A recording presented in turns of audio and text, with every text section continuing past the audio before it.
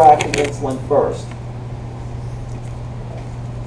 Okay, so you drop the shorter acting into a syringe, and then you aspirate from the longer acting insulin vial.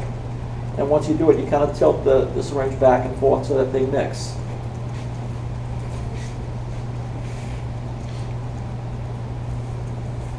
Okay. This is just a table, and I had some problems with the projector here, or the slideshow presentation here. It's really hard to see this table. You can zoom in. You can zoom in the bottom. At the bottom? Yeah. Yeah, but I'm wondering if it's going to be clear. Let's see. Yeah, it just, yeah. Yeah. Can you see it looks well? good. Yeah. Okay, good. Good. All right. Right here is your regular insulin. Okay. Short acting. We said that you give it about 30 minutes before a meal. Its peak effect is between 1 and 5 hours. Maximal duration of action 6 to 10 hours. Okay. It's typically given subcutaneously. It can be given IV, and we said you can mix it with NPH. Those are all very key factors with respect to short-acting insulin. Now, there are 3 insulin analogs that are referred to as rapidly acting insulin that kick in even faster than regular insulin. So these are modified forms of regular insulin. Okay? Again, the brand that's produced by Eli Lilly is called Humalog. They like to put that H-U-M-E sound in the front of their product. So Humalog is rapidly acting regular insulin produced by Eli Lilly. Novo Nordisk produces Novolog. Okay? Novolog is insulin aspart. Humalog is insulin lispro. These are proteins. Okay? And then there's another one called Apidra. Okay? Insulin leucine. But the most common rapidly acting insulins that you'll see used today are either Novolog or Humalog. Okay? When we say they're rapidly acting, they kick in faster than regular insulin. Okay? So you can administer these within 5 minutes before a meal, right before your meal. Okay? They're going to peak a lot sooner. Okay? But their duration of action is not going to be as long. Duration of action here, peak duration of action is maybe 4 or 5 hours.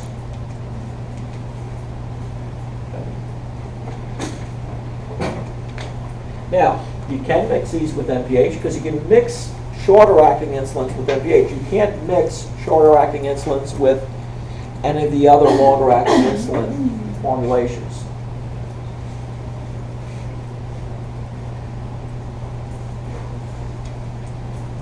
Okay? There's some advantage to being able to take the insulin right before you eat a meal. Okay? You don't have to worry about the timing as much. If you take Humulin R or regular insulin, you have to plan for your meal. You have to say, okay, I'm going to eat in 30 minutes. Let me take my insulin now. Okay? If something happens between then and your meal, then you better make sure you get some type of snack or something into your body, because otherwise your sugars will plummet. Whereas you don't have to worry about something interfering with your meal plans with these short-acting insulins. Okay? Because you're going to take the insulin, you're going to bring it in fact, this insulin comes in a pen form, like Humalog or Novolog. One of the formulations is a little pen you just carry in your pocket. And so if you go out to eat, you just pull the pen out and you give yourself the injection in the bathroom, you're fine. Okay? No planning required. All right, we talked about NPH insulin.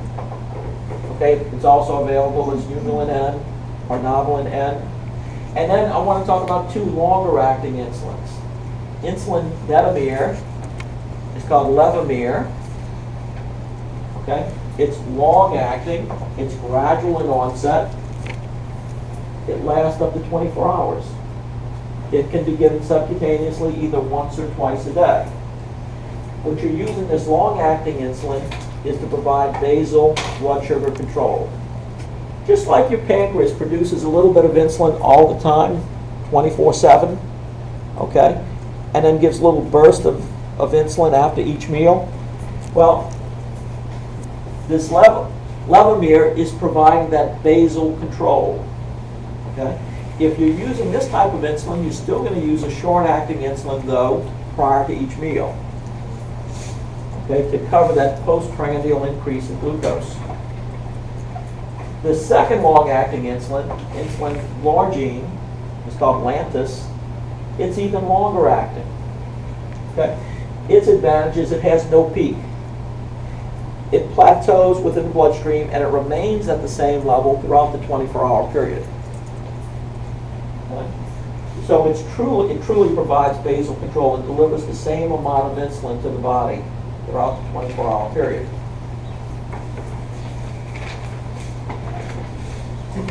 Okay. Now, there are different regimens you can use to deliver insulin. Okay. Generally, the more brittle the patient is, the more complicated the regimen. If someone has relatively mild diabetes, many times you can get by with a regimen that looks like this top table, where you give a longer acting insulin right before breakfast, and you also give a shorter acting insulin, okay? That's going to cover both breakfast and lunch, okay? How's that? Let's look back. This regular insulin, it peaks in 1 to 5 hours, but it lasts up to 10 hours, okay? So if you take it at 8 o'clock in the morning or 7 o'clock in the morning, okay, it's going to cover breakfast, but it's got a long enough duration of action that will also help cover that postprandial increase in sugar after lunch. Okay? So if someone has relatively mild diabetes, they can get by with once-a-day dosing of their insulin. Okay? Because if you use, let's go back, if you use an insulin like Levemir, that's going to peak a little bit later, then that late peak will cover supper. Okay? So by using this combination, you really cover breakfast, lunch, and supper. And if someone has mild diabetes, they may be able to get away with once-a-day dosing. Now, this is a more common regimen for someone who has more poorly controlled diabetes.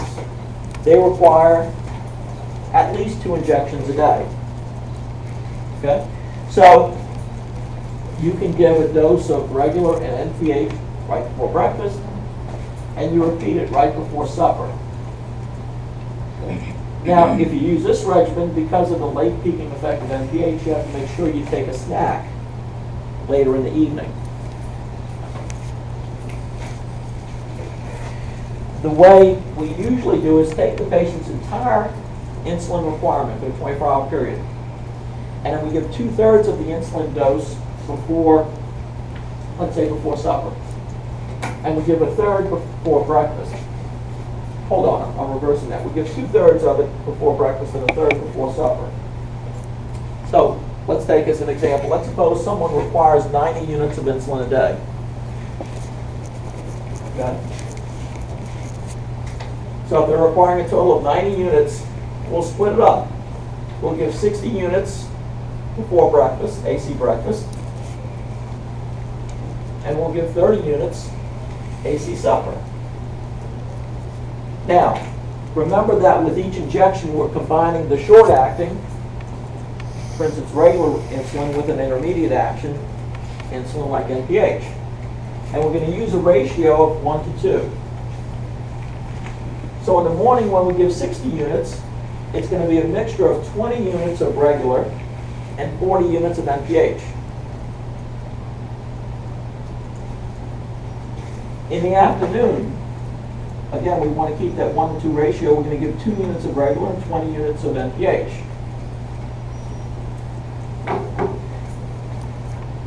So that's a very popular regimen.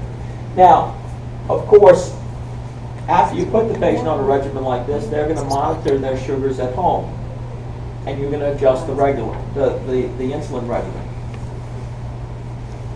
Dr. Pinner, it says the ratio is 1 to 1 on the bottom.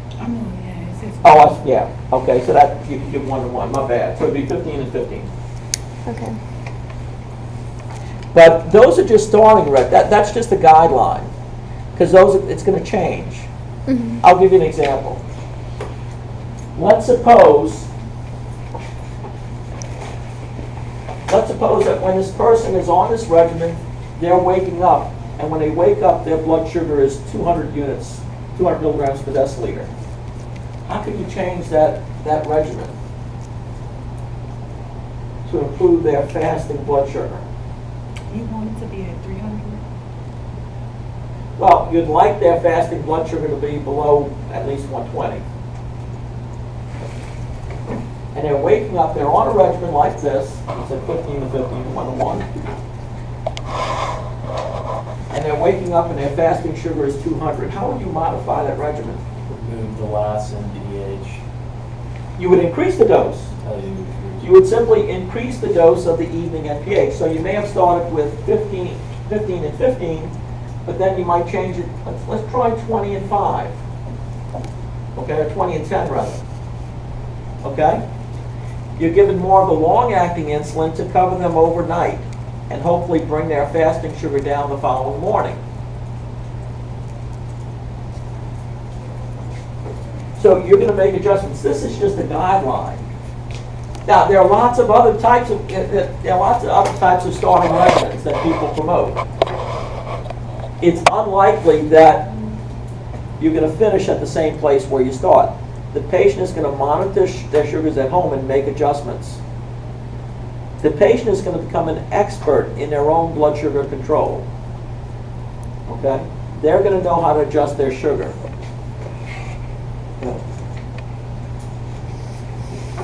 Now,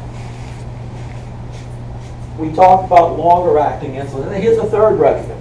I'll tell you what became very popular after Lantus was marketed. You can give Lantus almost any time of day. It doesn't matter because it's got a plateau effect when you inject it. In other words, it's going to do this. Okay, so it really doesn't matter what time you give it because it's not going to have a peak action. It's going to provide steady basal blood sugar control. So once Lantus came into effect, we simply began giving patients Lantus, an injection once a day, and then they would take a short-acting insulin before each meal. Okay? Now that requires, though, 3 injections a day.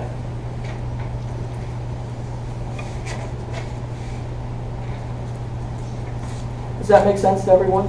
Yes. Okay. Now,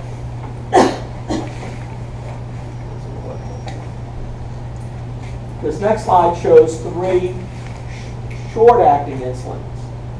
These are more rapidly acting than regular insulin. We've mentioned these already. Humalog, Novolog, Apidra. Okay.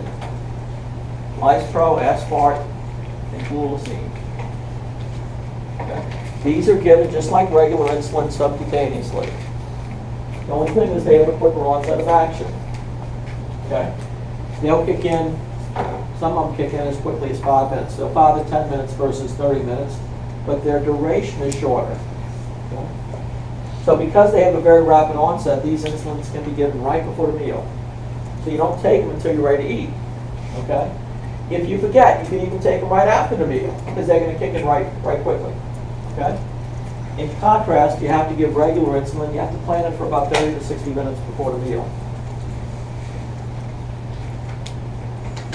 Okay. With regard to these short-acting insulins, Apidra, Humalog, Novolog, okay, all 3 come as a clear solution. Okay, they all require a prescription. They're all 3 given sub-Q, but in an emergency, you can give them IV. Typically, they're used in conjunction with an intermediate or long-acting insulin to provide 24-hour coverage. We use the example of Lantus. Okay? Let's talk about those 2 longer-acting insulins now. Levemir is oftentimes categorized as intermediate acting. It depends what textbook you read. It'll either be classified as an intermediate acting or a long acting. Okay? So some textbooks, I think like yours, will categorize it just like they do NPH as an intermediate acting insulin. Okay? It has, though, a slower onset of action and a longer duration of action than NPH. Again, it's only used to provide basal glycemic control. It would not be given before a meal to cover that postprandial increase. So would you give it in the morning Well, to cover all day? you can. You can. The main thing with this one is you give it at the same time every day. Okay. You can give it in the evening, but you have to give it at the same time. Consistent. Whereas with the other longer acting, Detamir, you don't have to worry as much because it doesn't have a peak effect. Okay? So you can give it once a day or you can give it twice a day, but again, you can't mix it with the shorter actings. The Lantus, insulin glargine. This is the longest acting. So this is truly a long-acting insulin. Okay? You give it once a day. Now, what's interesting is this is approved for type 1, but also for certain type 2 patients. Why? Because over time, certain of those type 2 patients develop what? Beta cell burnout. Again, because it has a plateau effect, it doesn't matter what time of day you give it. But you should try to be a little bit consistent day to day. Okay? We said that the intermediate acting insulins have a distinct peak and trough. That's not the case for Lantus. It exhibits a plateau in terms of blood serum levels. Okay? And this is a slide that shows this is Lantus. Let's go back. So Lantus is the longest acting when it really doesn't have a peak or trough. It just has kind of a plateau effect. Okay? Whereas this would be Detamir. Or this would be more consistent with an intermediate acting insulin like NPH. If you look at these other curves, this red curve would be regular insulin, Humulin N, Novolin N. And then this other curve here in purple would be a really short-acting insulin like